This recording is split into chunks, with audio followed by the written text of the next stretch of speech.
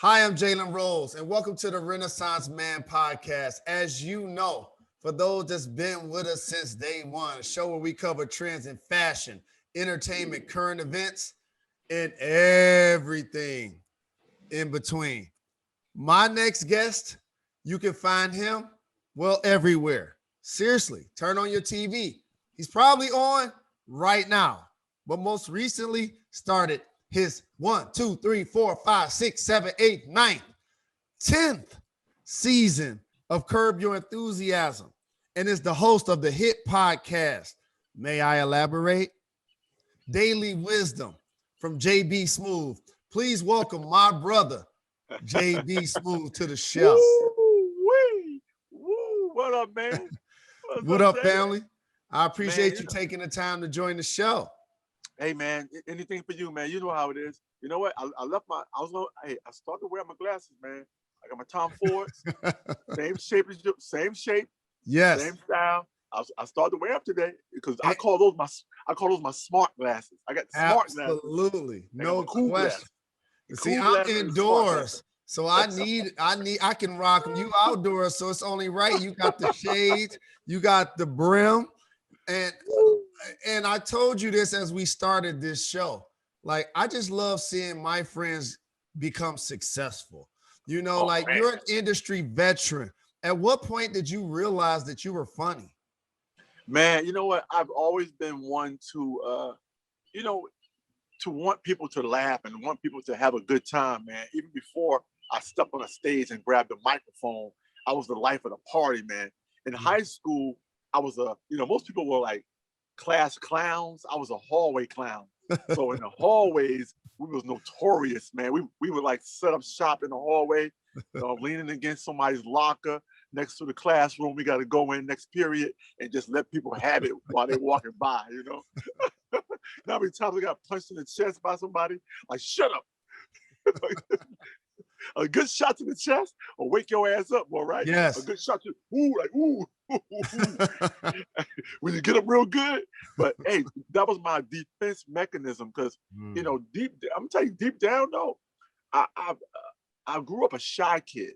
But when I got with certain people and certain friends, I give all my daring personality, all my walk on the tightrope with no net personality, my ability to rebound and forget about any stumbles. I give that to my friends who egg me on, who were funny. I had hilarious friends, but they would never get on a stage and tell a joke, but they were hilarious and they fed me. They fed me to the point where I could go after something that I always wanted to do, which is make people happy and make people laugh, man. So hallway clown was it, man. Hallway clown was the man.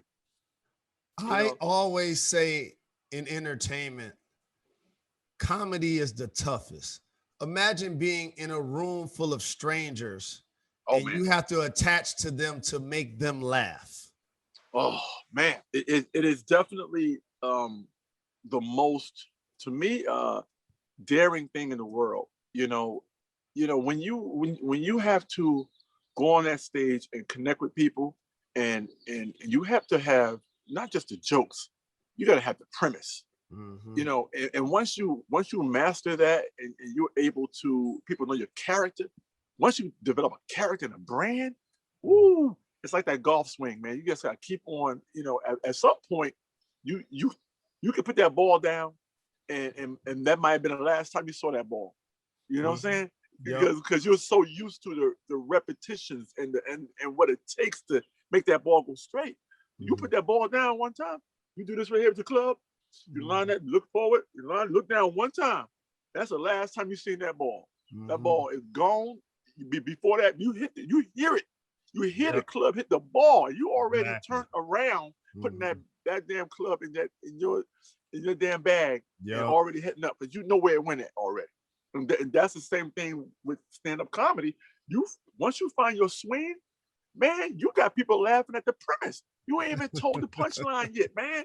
You captured them. They want to hear you speak. You know what I mean, man? In my stand-up, I break rules, man. I used to break every rule in the book. I was a physical comic, being an improviser. Man, you know how many times I used to turn my back on the audience. I used to go off stage. One time I had a curtain behind me. I went behind the curtain and did 15 minutes because I wanted to sell. I wanted to sell something going on back there behind that curtain that you couldn't see. And you know, one bit was I pretended I ordered something at a Japanese restaurant. And you know how they in New York they go behind the curtain. They go in the back and then you hear the food. You can't see what they're making, but you hear that food. You hear them throwing this. Or you hear shh. So I ordered something I knew they couldn't make, and I went back there and I kept. And every time the dude came out, I would ask for something that I know they couldn't have, but he would go back there and ask the chef if he could make it. You know what I'm saying? Like it'd be like sock fried rice or something stupid like that. You know what I mean? He'll go back there.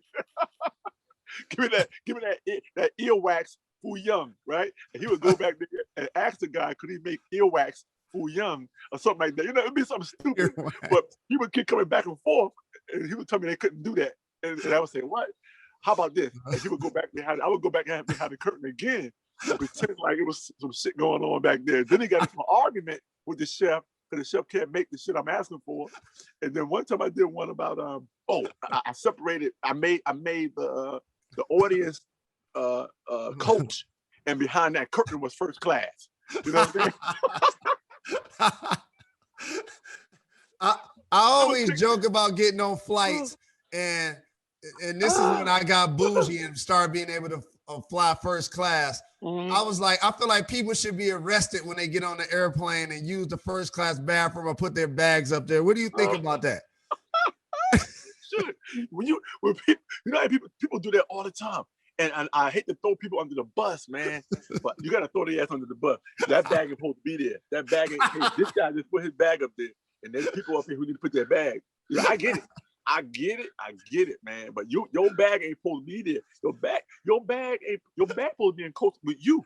You guys traveling together. You can't put your bag in first class and you and coach. That made no goddamn sense.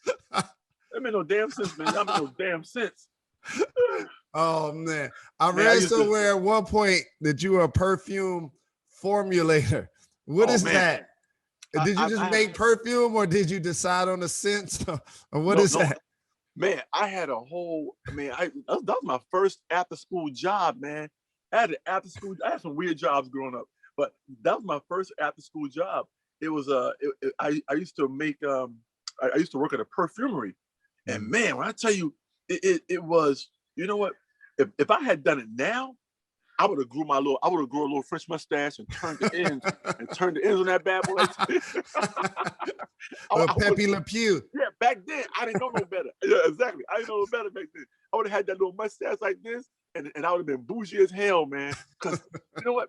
Making perfume was unique because my boss at that time, he was like 75, but he knew his stuff, man. This dude he would show me, I used to mix it. I did everything.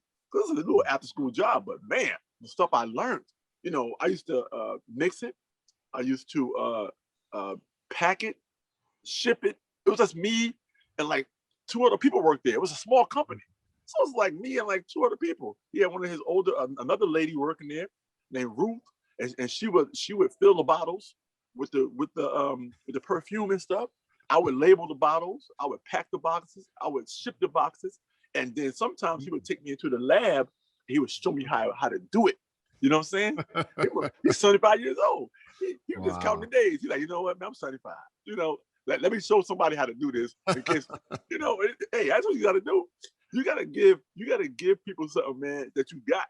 And that's a good tie-in, because even in what I do now, I'm not one to hold on to secrets. I'm not one to hold on to ideas. I love that about you. A better way of doing it. True. Or a way to get you to your destination, man. You gain nothing by holding on to knowledge that you have, or a better route to go. You know what I mean? Put something in someone's heart and something in their head to carry them through their dream, man. And what that dude was giving me, he was giving me little gems, man. And I started thinking about them, you know, because sometimes they resonate with you and they stay with you a long time, and you don't even know they're there. Correct. He told me back in the days, I remember something spilled, right? And he pulled a handkerchief. Back in the days, old cats carried a handkerchief They always carry the handkerchief in their pocket. A usable one. Usable one. Yeah, they had two. They had one for like miscellaneous stuff. Then they had one for snot. They had a snot one and a regular one. so he would always pull it. Anytime something happened, he would always pull it out. You know what I mean? He said, you know what? He said, always, he told me, always carry a handkerchief in your jacket. And, you know, always carry one because you never know when something's going to happen and you're going to need a handkerchief. He just carry a clean one inside your jacket all the time. I started doing that. I said, you know what, you're right. Because sometimes you're someplace and something happens, ain't nothing classier. You pull a hanky or your lady spill a little drink on her dress or something. You pull a little hanky out inside your coat pocket and you shake. you get a little shake like that and you blot it. You just tap it and blot it and blot it away. I got this. I got this. Let me blot that for you. But he would like do that kind of stuff. But then he also taught me how to measure and how many drops of different things that go into a formulation, the lavenders, the all these different flavors, man. Not flavors, all these different scents that he would show me how the mixture worked. And man, you had these little dabs, what do you call them? It's little like sticks, blotters, and you put it in a bottle, and you smell it, you gotta smell it, you clear your palate. You blow out, you blow. It's not like food tasting. You clear your palate with a little water. But this time you just blow out a little bit, smell some regular air, and then you hold it like that. You smell it. Yeah. That's connoisseur stuff right there. That lets you know that there is a class to certain things, man. Same thing with wine tasting.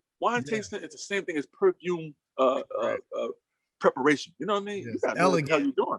It's very elegant, man. And he would age certain things.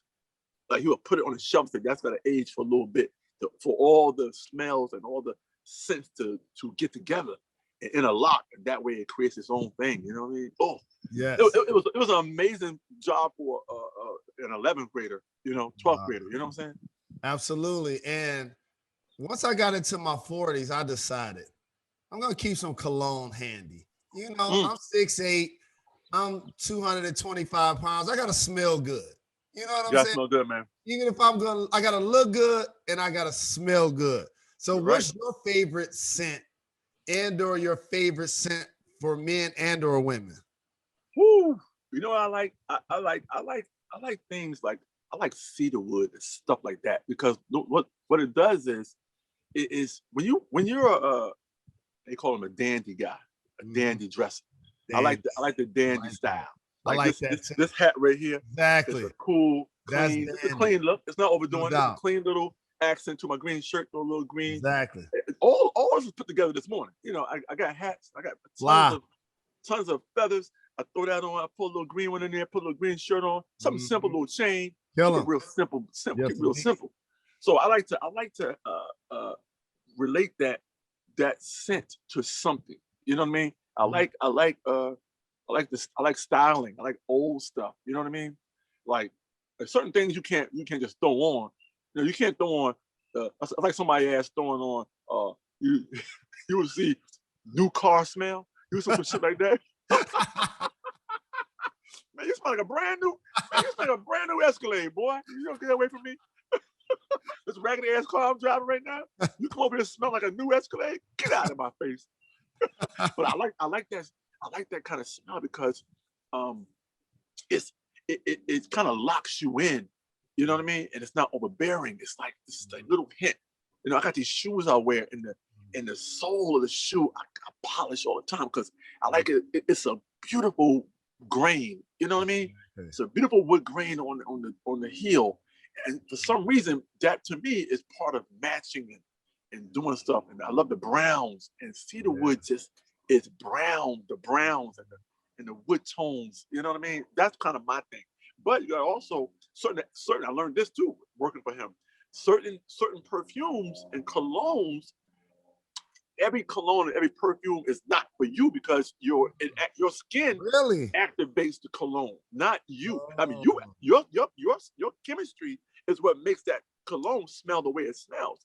Wow. You know what I mean? Wow. That's why I didn't realize that. I'm just not. Every bottle smells the same, but when you put it on your body and my body, it's gonna smell different. because it has to match your chemistry of your body, your existing sense. You already have a scent. You can't smell your scent. Right. Only other people around you can smell your scent. You see what I'm saying? You can't smell your scent. You can't smell you. Right. Same thing happens. I mean, here's a perfect example. This is terrible, but it's a perfect example. Somebody asked with bad breath. See, bad breath don't work well with every gum, right? You mess around and mix badass breath with winter fresh. Let me tell you something. That damn winter fresh. What? You be like, if you don't get your winter fresh ass boo boo breath away from me, get your ass get out of here. Your damn breath is that gum ain't for you. Winter fresh ain't your breath. It's not mixing with your breath, your chemistry of your mouth right now. You need a more subtle gum. Don't you need? You need bubble gum. You need plain ass bubble gum. You don't need no scented ass gum because your breath is overpowering the fucking gum. And that gum is not working for you. See? That's what I'm saying. I'm telling you, I learned little things along my journey that seem to work and that seem to I can use at my disposal. So shit. Absolutely. Well, I consider you a young veteran in a lot of ways, because if somebody goes to like your IMDb, like so many amazing accomplishments, but at your age, as talent, as a writer, as a producer, like you bring so many things to the table. And obviously for so many people, they got introduced to you by Curb Your Enthusiasm and working alongside Larry David, which actually aired a critically acclaimed 10th season last year. Congratulations, my brother. I can only say I've only been a part of 6 of those 10, but the span in which I have worked with Larry is extensive. Absolutely. Because it takes 2 years sometimes. Yes. Well, so what is it like, with all of the show, the love that the show received from fans, young and old? Like, you've been on there 6 seasons. That's syndicated. I know how this works, JB. Yeah. You walk to the mailbox and you get checks and you just are like, oh, okay, I'm getting the syndication money. It is absolutely the most amazing show, because, here's the thing. I always loved the show. So I was a fan of the show before I got on the show. So for me, it's one of those things where, I always knew it's my lane. Because, as I said, I improvise a lot. Even when we work together, that was me improvising, just having fun. And that is what I've been blessed to be able to do. And a lot of actors don't get a chance to, sometimes they don't get a chance to do what they do. It's kind of like, if I relate it to basketball, it's like you draft a scorer, a big time scorer. You got Dame, you got somebody like Curry, but you want him to pass all the time. You're like, wait a minute, I want this dude to pass. I want this dude to do what he do. I want to bring him here if I want him to be a passer. I bring him here if I want him to shoot. I'm a shooter. I'm a streaky ass shooter. And you know what I mean? Larry passed the ball to me, some no-look passes. Man, all I want to do is just execute, man, and hit the, and just score. I just want to score. And, and having loved the show so much, I understood the show. So by the time I got a chance to, an amazing opportunity to be on the show, and I've always been, I'm always, I like to drive, meaning I like to drive the vehicle. You know what I'm saying? So, and I'm a better driver. I like to pass, but I like to give Larry questions and give him some stuff to work with. But at the same time, I'm a streaky shooter, and when it's in me, when it's in my mind, I gotta go. Because also you gotta realize I'm a writer also. So in my mind, I'm acting and I'm writing. When you're improvising, you are acting and writing at the same time. Right. So being on this show with these amazing cast of actors, it worked for me because it's something I always wanted to do and something I've been improvising since I've been improvising, playing around since high school.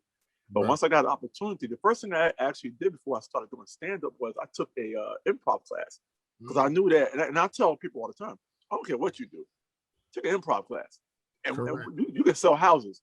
If you have the ability to improvise your way into shit and Yes. out of shit. It's the Yes. greatest gift you can ever have. You know, it gives you that immediate gift of gab. It gives you something to go to. It gives you a recovery. You can recover off things. You know, I tell anybody, I tell young people all the time, I say, man, before you jump into business, before you just take an improv class, just take one for the summer. It's like once or twice a week. Take it. I promise you, put that in your toolbox. I'm telling you, it's going to help you in your business, help you in your personal. It's going to help you be able to change gears. You know, in the moment, man, it's an amazing tool to have. So that's great advice. Yeah, it works for any occupation you want to do. It just allows you to dig deeper into you, who you are, and sell yourself even more. You know, and when I got on that show, you know, it felt as though it was where I was supposed to be at all the time. You know, it felt like, you know, when I got there, I hit the ground running. It wasn't any kind of fucking around. I just kind of jumped in it, and I was able to have fun with Larry and be in you know, his element, and learn from him also. You know what I mean? I remember the first day we worked together, you know, because I came straight off of SNL as a writer. You know, I was in a bunch of sketches on SNL, but I was also on Cedric's sketch show before I got on SNL. So I was into this sketch kind of thing, sketch performance thing, you know, from being on Cedric the Entertainer Presents, and then going to SNL, you know, as a writer, performer, you know, and I had this rhythm that was very sketchy. So when I went my first day on Curb, when I got blessed to be on Curb, you know, my first day, our first scene together, I remember after the scene, Larry said, you know what? Do it more real. Don't do it sketchy. I said, got you. I know exactly what he meant, because it's a certain rhythm that sketch has. Right. And there's a certain and you know, and once he said that, he only had to say it one time. Because I understood, because I had been working in sketch so much, right, that when he said do it more real, don't do it sketchy, I knew exactly what that meant. You know what I mean? And once I did that, it was off to the races, man. And even after our first day together, he said, it felt as though we've been working together for years. Wow. Isn't that, because sometimes you get that rhythm. You get something that, you know, even from the audition process, you know, it was this thing where, you know, like I said, I go into the room when I'm auditioning. I go in the room as a character. I don't go in there as myself, because I feel like it's weird to turn a character on. Correct. You know what I'm saying? When they say, "Are you ready?" You say, "Oh, yeah, I reached a slate. I'm JB Smoove. I'm playing a character of Leon." And you gotta turn this dude on. It's like it's a disjoint. You feel disjointed. Right. So I come in the room as a character. I come in the room, and now I'm driving the goddamn car again. I'm driving the car again. So now they're all like this.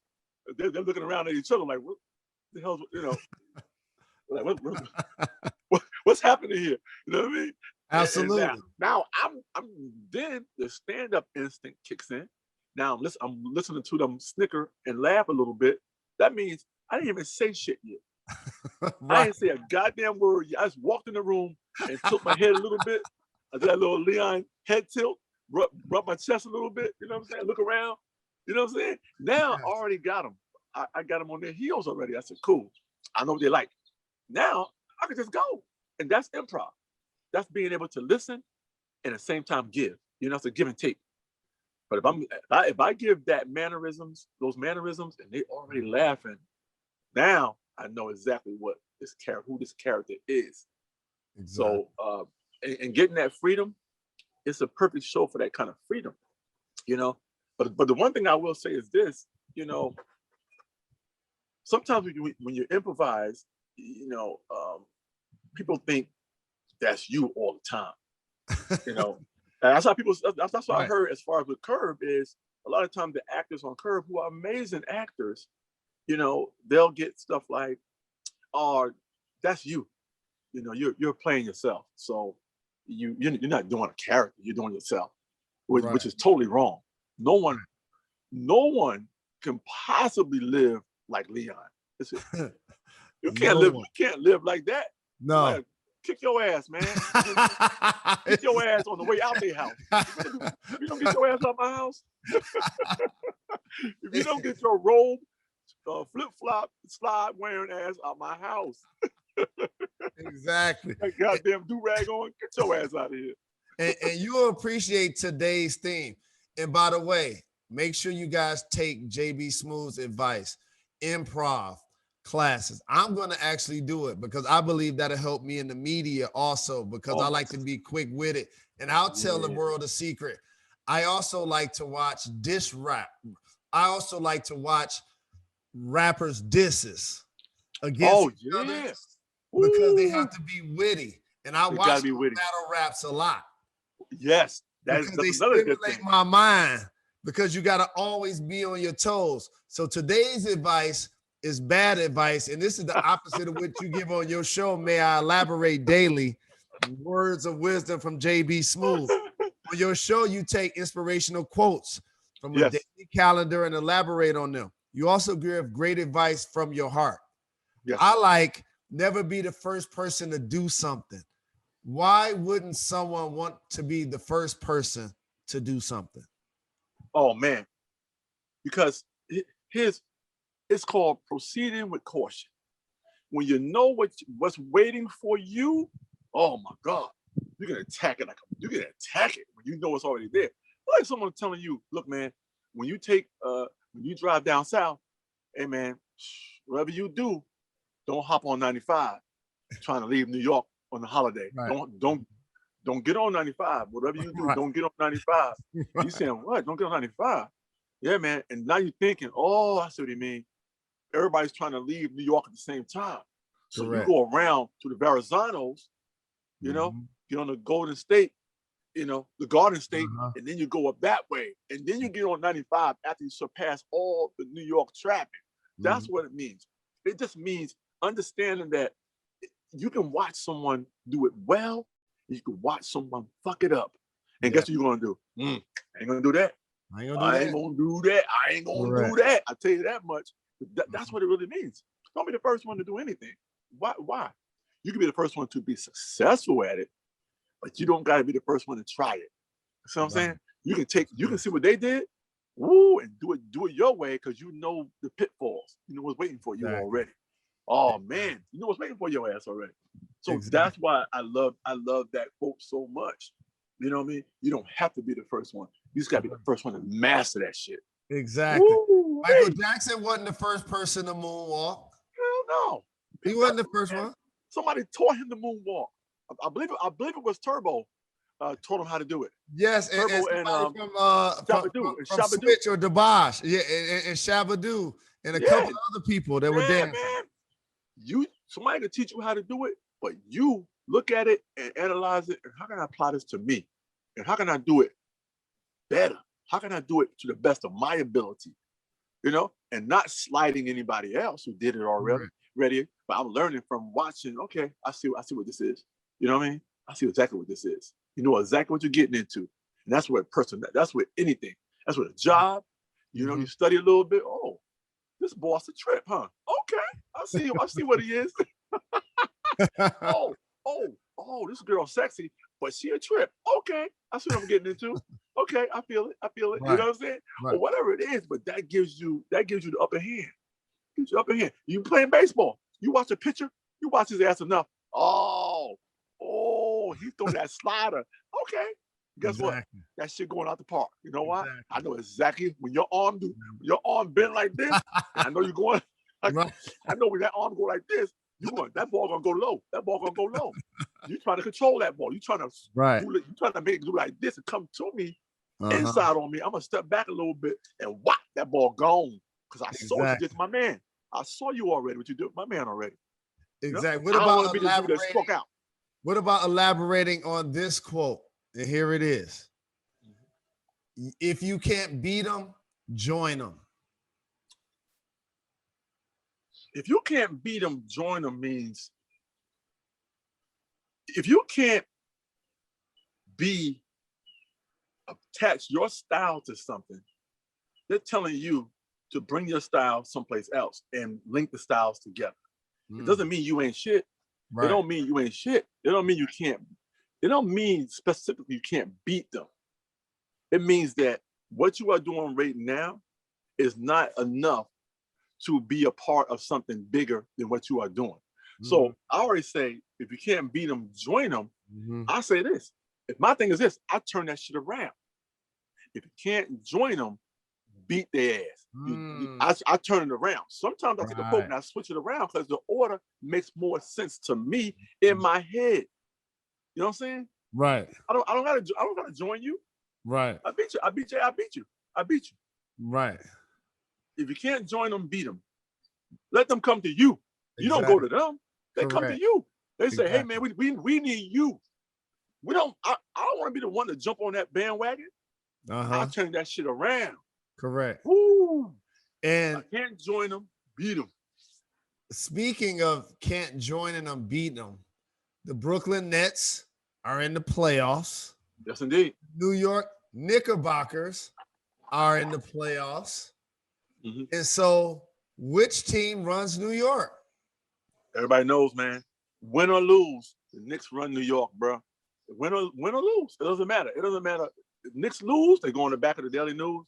Knicks win, they go on the back of the Daily News. It's just what it is, man. Yes. Win or lose, the Knicks are always going to be. This is a Knick town. New York is a Knick town, bro. It's just what it is, man. Right. And we root for our team. We cry with our team.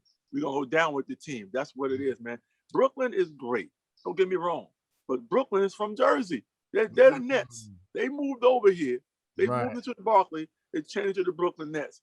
They gotta earn this. They gotta earn it. You know, not that I'm not a New York fan. I'm a New York fan all the way. No doubt. I'm a suffering Jet. But the Giants win, shoot. I'm rooting for the damn Giants. I'm like, yo, New York. It's all about New York. It's all about New York. You know, some of my good friends are on the Knicks. You know what I mean? Hell, I did. You know, I'm in Uncle Damn Drew. Kyrie over there. You know what I'm saying? Right. You know, so I love New York. Hell, our place in Brooklyn is shit. I could walk to the Barclays Center. Easily 20-minute walk to the Barclays. Right. So, and I haven't. I only been in that building when I have hosted events, but I have not gone to a Brooklyn Nets game because I gotta find a common ground in my head before I go in there because I'm a passionate Knicks fan. Yes. You know what I mean? I gotta wait until the Knicks play Brooklyn. Right. That's gonna be crazy. And the thing is, I work in New York at South Street Seaport, and I'm in Brooklyn a lot. And let me tell you something you appreciate. I went to a bar and they were watching the replay of the Knicks game while the Nets game was on live. That's what it is. And I asked them to change the channel. They was looking at me like I was crazy, and they did not change it. I don't care who you is, how much money you got. We about to watch this Julius Randle 33-point, 13 rebound replay. Replay. We watch this game again. That's what it is, man. That's what it is. It is what it is, man. And there are diehard Brooklyn fans out there.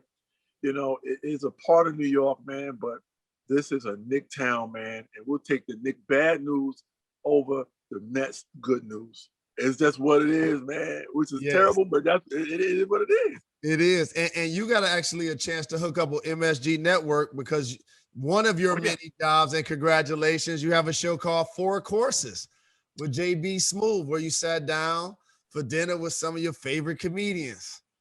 Man, that was a great show. 4 courses with your favorite comedians, dead or alive. 4 courses with your favorite comedians, dead or alive. Who would they be and what would you eat? Oh, man. I would do Pryor. I would do Red Fox. I would do George Carlin. I would do, oh, man. Let me see. Who else would I do, This is tough. You're going to leave somebody out for a show right now. You're going to do somebody out, man. And oh, man. I would do, who else do I love? Sit down with. I like intriguing people, man. Yes. Dead or alive. I would throw Eddie in that bad boy. And I would throw Chappelle up in there because I like to see the new school and the in the middle school and the old school have a convo, man. You know, and that, I mean, I took a back seat on that one because it's just normally 4 people and I'll make the 5th, but I picked 5 just now, so I'll be the one serving. I just want to stand there serving them and pouring them champagne, like just listening to what they're talking about. You know what I mean? Stay a little longer. Would there be anything else, sir? You know, Right. You know what I mean? Because absolutely, that's an amazing mix of who inspired me. You know what I mean? I got to go by inspiration. You know what I'm saying? And that's just those. It's so many. It's so many that influence you as far as the stand-up world, man. That you got to go with the one. I got to go with the ones who I dig. You know what I'm saying? And who I love what they're doing now, and I love what they have done.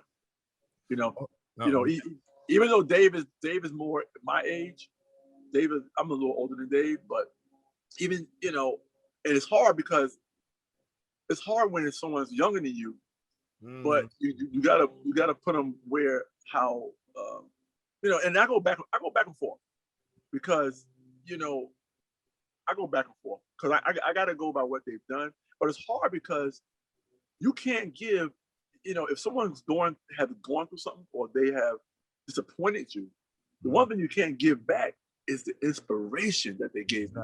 Correct. Because it was before their downfall or something. Like let me tell you something. I used to love me some Bill Cosby. Oh my God, man. He would sit there in that chair and do his stuff. And man, I'm sitting there like, wow, this man just sitting there telling stories and people are incredibly talented. Oh, amazing. And I don't know if I can't stop watching Uptown Saturday Night.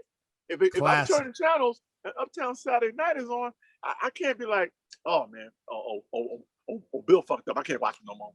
Right. Because that's old stuff. Correct. That's legendary. It's etched in our upbringing. Uptown Saturday Night, let's piece of the action. Let's do it again. Him and Sidney Poitier together. Oh my God. I mean, butter. Absolutely. Some of the greatest duels ever, man. And as far as us in Black cinema, that's what we had. That's our Black cinema. We had that. That's the hard thing.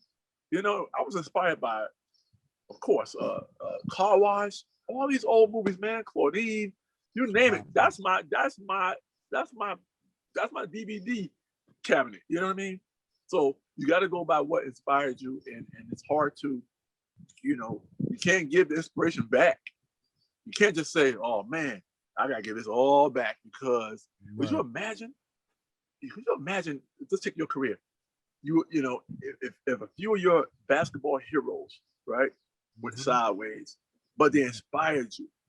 Now here's the weird thing: if you had to give everything back that you got from them, everything all the influences, all the style, all the work ethic, you had to give it all that back, and it affected who you are now. Wow. Wouldn't that be crazy? That would be crazy. I couldn't imagine. I could not. Could you imagine? Where do you go from there if you had to give it all back? Because it's erasing your history as well, because that was your motivation to help you build upon who you became. Who are you now if you had to get rid of all that? Wow. Woo. That's a great way. That's a great way to look at it. That right there is a. Who are you now? Way to look at the journey. Every little thing is a part of who you have become. Yep. You know what I mean?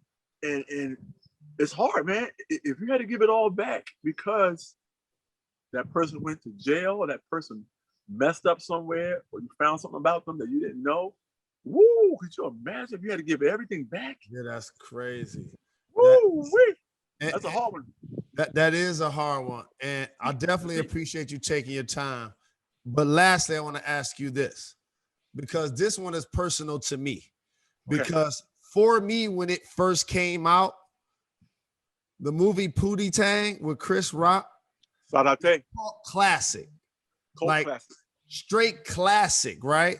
But Roger Ebert gave the film a 0.5-star rating, saying, quote, the film is not in a releasable condition.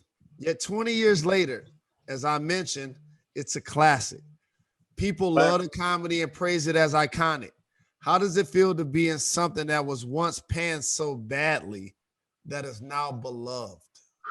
It is, even before the movie dropped, I said, you know what?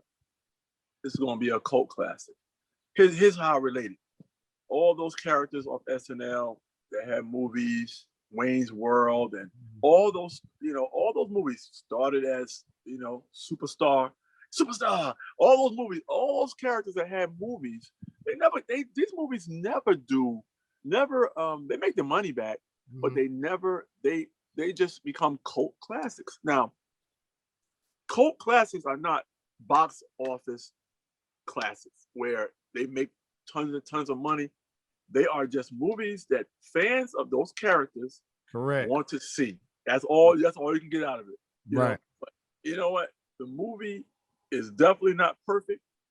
The movie is definitely funny and fun, but it's got to be your thing. See, here's the thing. I'll tell you this. This is cool. See, we can watch anything, any movie you got, and I use Blockbuster because Blockbuster is old, but back then we could walk into a Blockbuster and watch any movie in there. Mm-hmm. We have to be well-rounded because we are part of this country, and we have to know a little bit about everything. Correct. We can walk in that bad boy and watch any movie on that shelf and get it. But everybody can't just walk into Blockbuster and pick up Friday. Everybody can't walk in you just can't. You don't understand why these dudes are sitting on this goddamn porch, and talking like this.